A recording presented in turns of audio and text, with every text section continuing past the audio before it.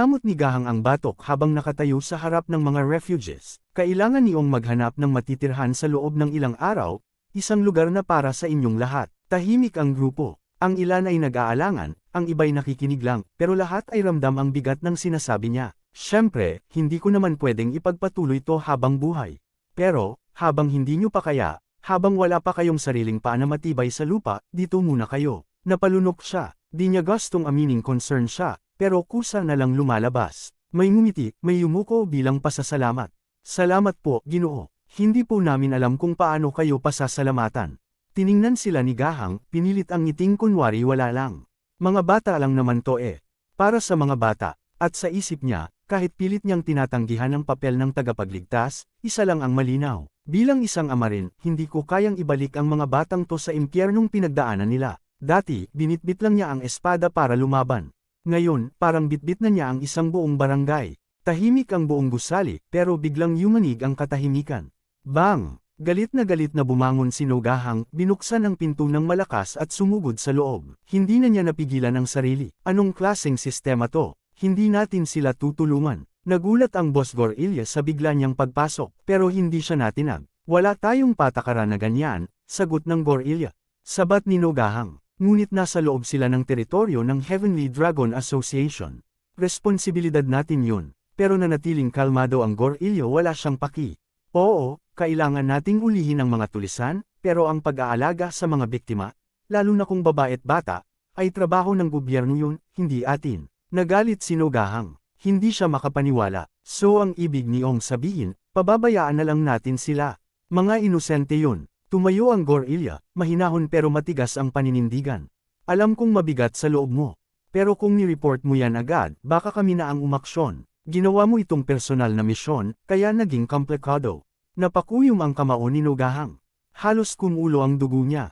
Kung naghintay pa ako ng report, baka bangkay na ang mga tao bago pa kayo kumilos. Wala tayong magagawa, kailangan nating sumunod sa patakaran, sabi ng Gorilla. Pero para kay Gahang, isang mapait na katotohanan lang ang naiwan. Yung mga patakarang yan, ginawa para padaliin ang buhay natin. Hindi yan ginawa para magpahirap. Hindi pa rin natatapos ang pagtatalo. Sa halip na tulungan si Gahang, mas lalo pa siyang binaygo ng mga nakakataas. Pasensya na sa sitwasyon mo, sabi ng Gorilla. Pero wala kaming magagawa, paalisan mo na lang sila. Ramdam ni Gahang ang lamig ng mga salitang yun. Wala man lang awa, masama ang pakiramdam ko, okay. Dagdag pa ng Gorilla, kunwari may malasakit. Napatitig si Gahang. Paalisin. Saan ko sila dadalhin? E di ikaw na bahala, sagot ng Gorilla, walang pakialam. Napailing si Gahang. Hindi man siya nagulat, pero masakit pa rin marinig ang lahat. Hindi na rin nakakagulat, pero ang sakit pa rin, bulong niya sa isip. Muling nagsalita Gorilla, medyo may pang-aasar pa sa tono. Kung talagang masama ang loob mo, edi ikaw na lang ang magbago ng sistema. Mag-request ka ng promotion para ikaw na ang may kapangyarihang gumawa ng aksyon. Tahimik si Gahang. Alam niyang walang saysay ang makipagtalo pa.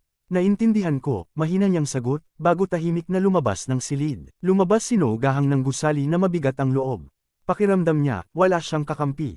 Sok, nakakainis, bulong niya habang naglalakad. Kung andito ka lang sana, baka mas madali to, isip niya, tila may inaalaalang tao. Napatingala siya sa langit, iniisip ang mabigat na desisyon.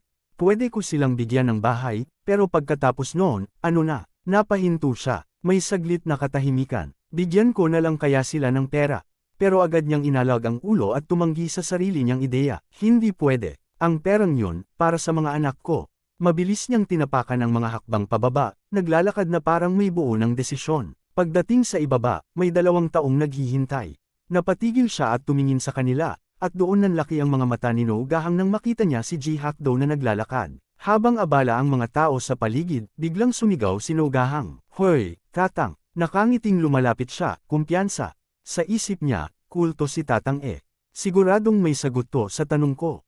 Lumingon si Tatang Ji-Hakdo, bahagyang nagulat pero kalmado pa rin. Oh, matagal-tagal na rin pala mula nung huli tayong nagkita. Tahimik lang ang mga kasama niyang alagad, napatingin, na may halong pagtataka at gulat kung bakit ganoon na lang ang tawag ni Gahang sa kanyang boss. Tumakbo papalapit si Gahang. Tatang, may itatanong lang ako. Tatang, bulong ng isa pang opisyal o disipulo, parang di makapaniwala sa tapang ni Gahang at mukhang galit ito sa asal ng bida. Isang tanong lang, promise. Gusto ko lang malaman ang sagot mo.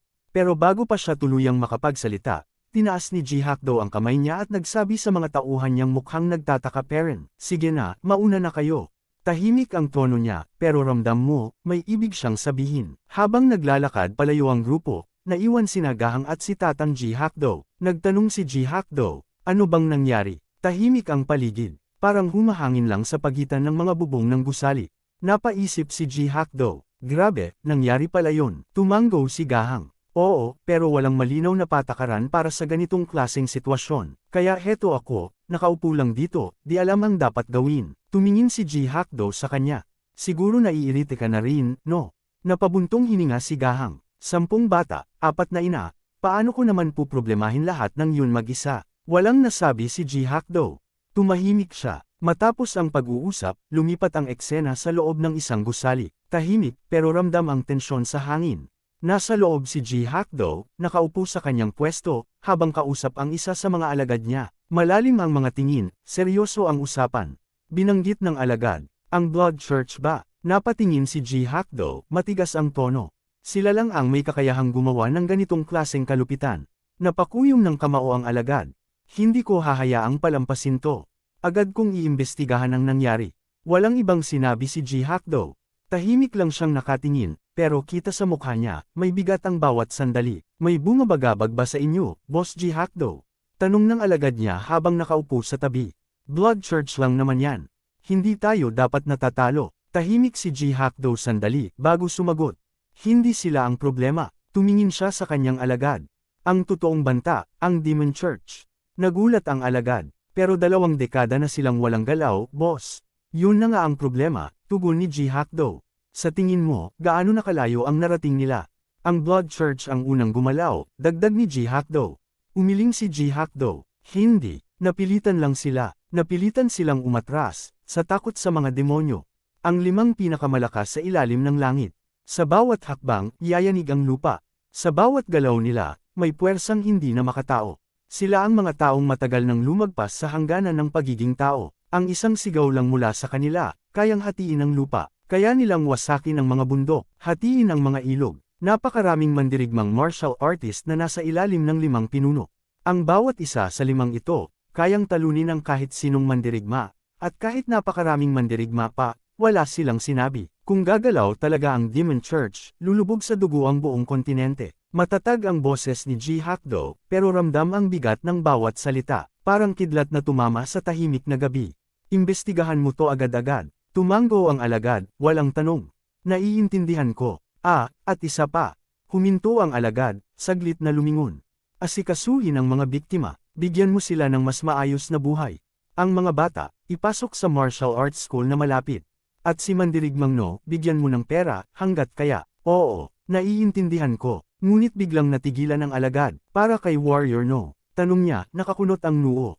Ngumiti si Ji-hakdo habang nakayukot na kapikit saglit. Para sa kanya, kailangang damhin ni Gahang ang bigat ng tungkulin. Responsibilidad yan sa kanya, bulong ni Ji-hakdo sa sarili. Hindi na nagpatumpik kampak ang alagad. Umusad siya pa ibaba ng kalsada, dala ang mga supply para sa mga refugees. Lipat kay No Gahang. Sa isang sulok ng kusina, naroon si Warrior No. Nakaupo sa simpleng upuan, hawak ang kutsara at tinidor, at kumakain ng parang wala ng bukas. 1 mangkok ng kanin, 2 mangkok ng ulam, 3-4, mabilis na nawawala sa harap niya. Walang awa kung lumamon si No Gahang. Ang bawat subo, parang huling pagkain sa mundo, malalaking kutsara ng kanin, sabaw na halos ibuhos sa bibig, at ulam na di na mabilang kung ilan na ang nawala sa mesa. Wala pang 5 minuto, linas ang plato. Sinimo hanggang huling butil. Handa na kami. Sigaw ng yaya mula sa likuran na mukhang di makapaniwala. Hindi pa rin siya tumigil. Hintayin niyo ako, tatapusin ko lang to, sagot ni No Gahang habang may hawak pang 3 mangkok na halos patong-patong. Tahimik na tumingin ang yaya sa kanya.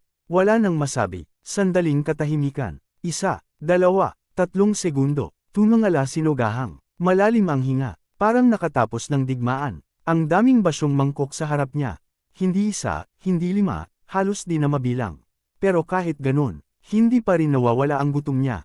Tahimik ang paligid, pero sa loob niya, may gumugulo. Malalim ang hinga niya, dahan-daang bumaluktot ang bisig. Nanginginig ang mga ugat, kumikirot ang laman. Humigpit ang hawak, mas lalong umalsa ang kalamnan. Parang may kinikim-kim. Parang may sinusubukang pigilan, pero halatang hindi na niya kayang maghugas ng pinggan. Biglang tumindig ang katawan, bumilis ang tibok ng puso. Tumayo siya, mabigat, parang handang sumabog. Pagkatapos maghugas ng pinagkainan, pumunta siya sa palikuran.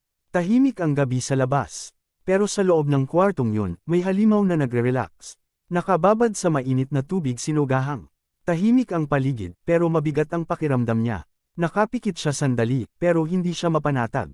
Ang katawan niya, puno ng pilat. Halatang galing sa matinding labanan. Ang mga sugat, halos magsara na, pero yung sakit, nananatili. Masyadong malalakas ang mga bandido at mababangas, bulong niya sa sarili. Hanggang ngayon, hindi pa rin nawawala ang kirot. Hindi lang laman ang pagod niya, pati kaluluwa. Para bang kahit anong init ng tubig, hindi kayang hugasan ang bigat ng alaala. Huminga siya ng malalim, mabagal, mahaba. Lumabas ang mainit na hangin mula sa bibig niya, kasabay ng tensyong matagal nang naiipon sa dibdib. Parang sinusubukang itapon ang sakit, kahit alam niyang hindi ganun kadali. Sumunod ang isa pang buntong hininga. Mas malakas, mas mabigat. Pinilit niyang ilabas lahat, galit, pagod, at kirot na hindi kayang takpan ng katahimikan. Sa bawat pagbuga niya ng hangin, nanginginig ang balikat. Basang-basa ng pawis at tubig ang katawan, pero ang mga mata niya, matapang pa rin, matalim. Tahimik siyang naupo, wala nang sinabi. Pero sa loob-loob niya, umaalingaw pa rin ang laban. At alam niya, hindi pa tapos. Napapikit sinugahang habang bahagyang sinasawsaw ang katawan sa tubig. Pero biglang may naramdaman siyang kakaiba.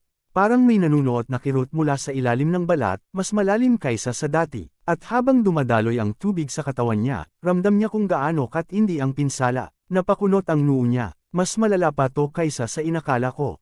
Dahan-daang napalingon siya sa sarili niyang katawan. Pawis at tubig ang bumalot sa balat niya, pero ang mga kamay niya, nanginginig. Diyos ko, ganito kalala. Napasapaw siya sa mukha. Hindi lang pagod ang nararamdaman niya, may halo ng takot. Takot na baka di na siya makabangon. Napakunot ang noo ni Nogahang.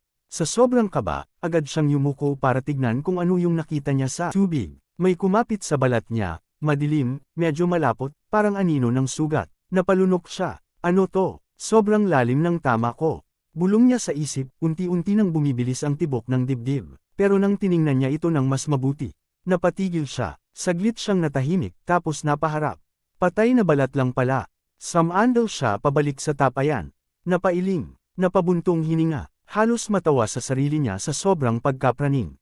Minsan talaga, kapag pagod ka, kahit balat mo, pinagkakamalan mong sugat ng kamatayan. At dito na nagtatapos ang kabanata, gaya ng paalala sa dulo. Kung nagustuhan mo ang video, huwag kalimutang mag-like at pindutin ang bell para sa susunod na kabanata.